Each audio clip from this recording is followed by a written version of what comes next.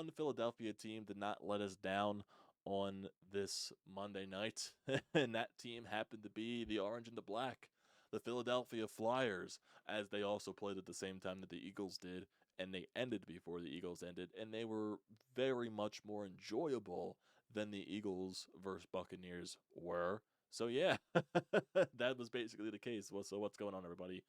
Welcome back to TTP Sports. Like I said, basically during the entire, Eagles stream and all that stuff, if you tuned into that, I would be recording my Flyers recap directly after that, and this will be posted in the morning. So good morning to all of you guys that are currently viewing this or whenever you're choosing to view this. The Philadelphia Flyers, they win against the St. Louis Blues on the road. They get 2 points, and they finish this 3-game road trip, a very difficult 3-game road trip, winning all 3 games, getting 6 of 6 points. And man, like, what else can this team not do right now? They still go into this game without Sean Couturier and Jamie Drysdale.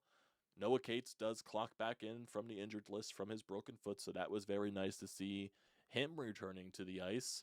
And this team just continues to find ways to impress me, man.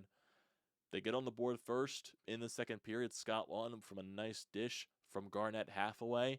And then when the Blues tie it on a power play, just because the Flyers were getting a little bit too penalty happy in that second period, they tie it up. But then the Flyers, basically with little time left in the second period, a brilliant bat play as Zamula throws the puck onto the net, entering the zone on a little rush just to try to get something quick before the period ends. And then on the rebound, as the puck's bouncing away from the St. Louis goaltender, Ryan Paling from a bad angle somehow bats this puck into the net. It probably hit one of the St. Louis defenders, then went into the net, but it's an impressive play nonetheless from Paling. Just the way that he was able to bat that puck out of the air and for it to end up in the back of the net, and you have a 2-1 lead, a ball buster type of goal to go up 2-1 going into the third period. I'm like, hey, that's bright enough than anything, man. It's like, I'll take that any day of the week. Just the way this team continues to play. It's just really fantastic. But then the Blues, they do tie it up early in the second period. It was kind of a broken play, and it was kind of, I guess you could say, one of those goals that Carter Hart should have back. It was a broken play as St. Louis was entering the zone. I don't remember which Flyer it was, but I think they were trying to defend one of the passes, and they lost their stick in the process. And as Braden Shen of the Blues, he passed the puck on it was a heavy pass, and the stick that was just floating in the middle of the lane, the puck hits that stick, lands on the stick of Brandon Saad, and then he just wrists it from that bounce off that random stick. And I guess it surprised Carter Hart, and he was not in a good enough position to make the save, even though he probably should have still made the save because I find that still to be a very stoppable puck. But I still found Carter Hart to be really good tonight. And yes, it was just one of those situations where he allowed a not so good goal to allow at that certain time, especially early on in that third period. But still, basically throughout this game, the Flyers, they found ways to battle. They found ways to get chances. The Blues definitely were upping their step as the game went along. I thought in the first period, the Flyers were definitely the better team. They were peppering shots on the St. Louis net. They were getting chances. They didn't score on the power play today, so sadly that streak ends at 5 games, not going to 6 in a row, which sucks. But they did get their chances on the power play. There were some dangerous chances. I thought Morgan Frost had a fantastic game today. He was all over the ice. He was very noticeable, whether he was just trying to get breaks into the offensive zone, generating chances, make some fantastic passes. He was literally just all over the ice tonight. And the same thing with Owen Tippett. And this goal by Owen Tippett, oh boy, this was nasty. He pokes the puck between one of the St. Louis defenders. He gets around him, and then he backhands the puck into the net somehow. Somehow the goaltender does not make the save, and Owen Tippett gives the Flyers a 3-2 lead with just above 5 minutes left in the third period.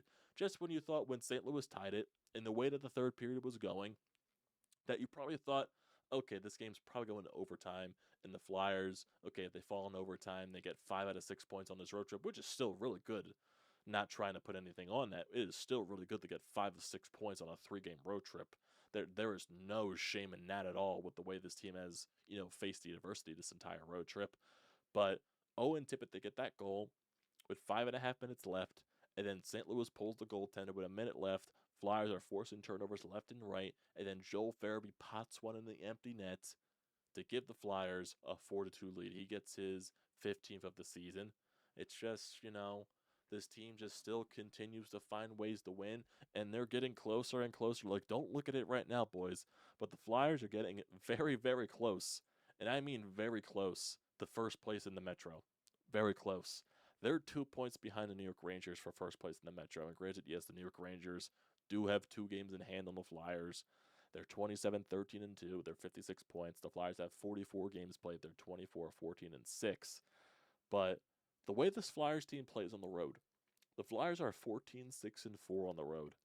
They score goals on the road. Their goaltenders play amazing away from home, and that includes Carter Hart and Sam Ersson. They're just finding ways to win, man. They compete. They just do these things every single night. They're legit.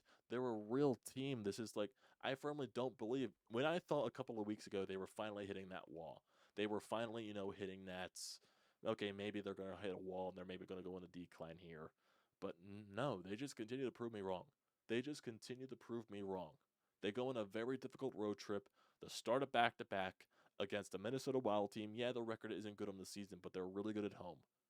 You find a way to win that in overtime after being down 3-1 in the third period.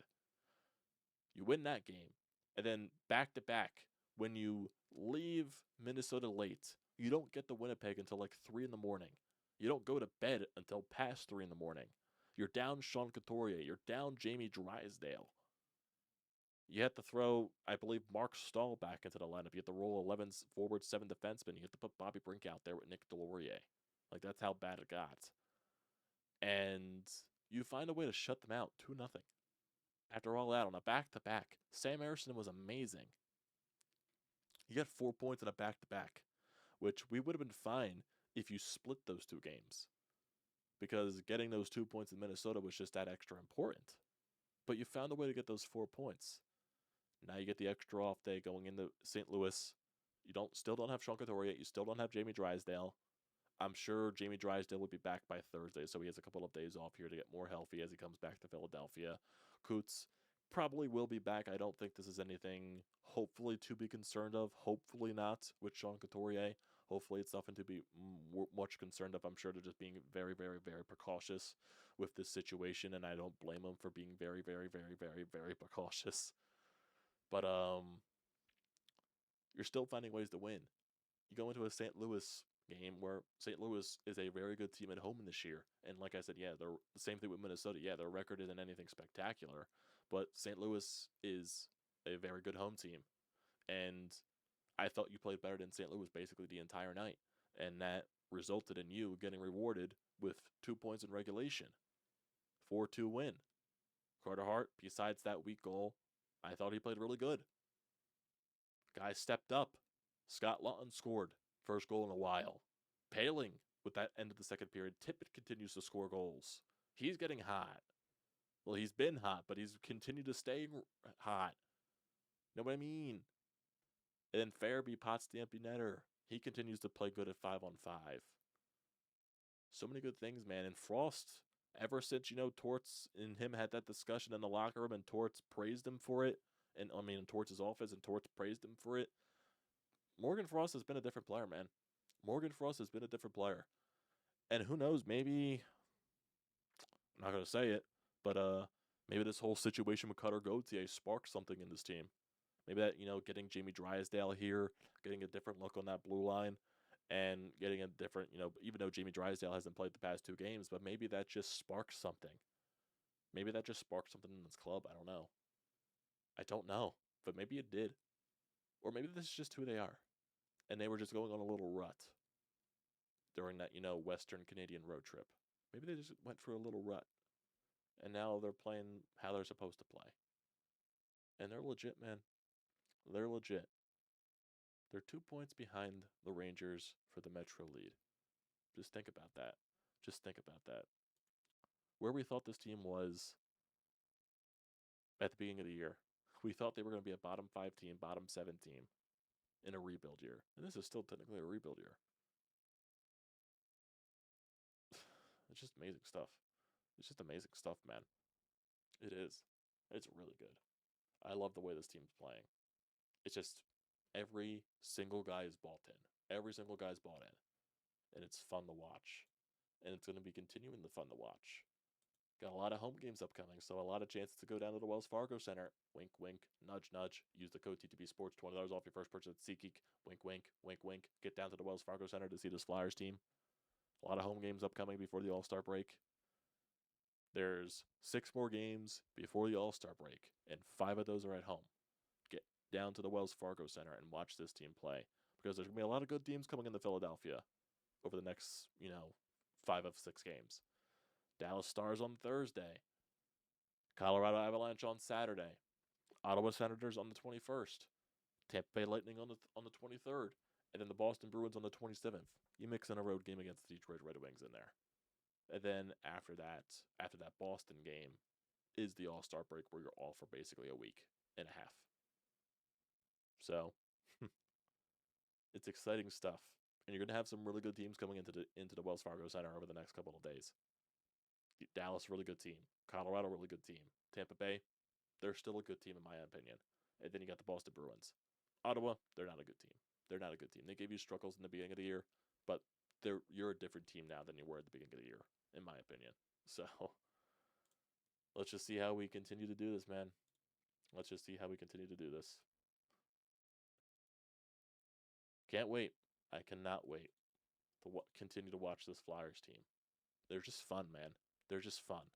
Seriously, during the Eagles watch party, I was more engulfed in that Flyers third period than I was anything during the entire Eagles game. Seriously, I was. It turned into a Flyers watch party. It's how it is. It's how it is. So that's going to do it for now, everybody. I appreciate you guys tuning into this whenever you do tune into this. So don't forget to leave a comment in the comment section down below. Don't forget to drop a like. Don't forget to hit that subscribe button. It does me a great deal of service. Also, use the code TTPSports, $20 off your first purchase at SeatGeek. Get yourself down to the Wells Fargo Center. You will not regret it to watch this Flyer squad in person.